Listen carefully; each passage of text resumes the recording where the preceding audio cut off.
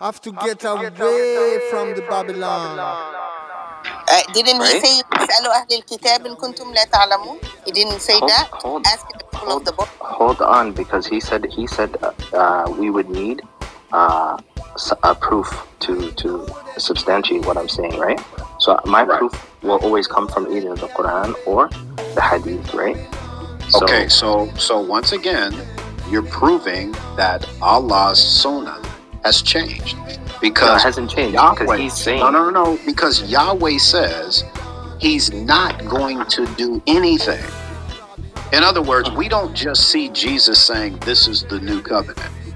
Nobody was saying to Jesus, well, what new covenant are you talking about? Because when we go 6 centuries prior to his time, we can see Yahweh, through the prophet, revealed that he was going to cut a new covenant.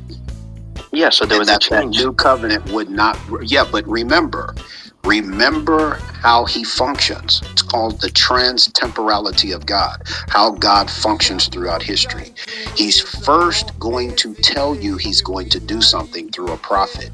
Then he fulfills it. He doesn't do something and then we go back and we don't see no prophet ever saying anything about it. We have a new covenant. We have a new covenant that we can go back to a prophecy to verify it. You don't have that for the Quran. Yeah, but do you see the double standard where you're saying, right, why is there a change in Islam and certain aspects of the legislation to the previous scriptures, right? And when I ask you the same thing, you admit that there are differences such as dietary and also circumcision, but you're saying we have a reason for this, right? And when I tell you we have a reason for this as well, you don't want to accept it. Okay, but what's the reason? The reason is that I mentioned that Islam is for all people and all times, right? But the previous scriptures, the prophets and messengers came to their own people, right? Their own nations. Says Islam. Says Islam.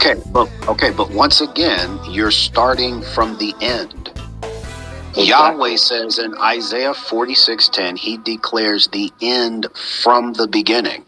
So if I want to know what Yahweh's doing now, I have to go back to a prophecy that he gave. You're going backwards. You're starting now.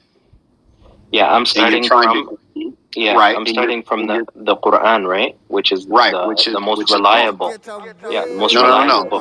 Which is wrong. You're doing it opposite of the way God told you to do it. Get away. Get away. I know that we are leaving. I know that we are leaving Babylon system. Remember how he functions. It's called the trans-temporality of God, how God functions throughout history. He's first going to tell you he's going to do something through a prophet. Then he fulfills it. You're doing it opposite of the way God told you to do it.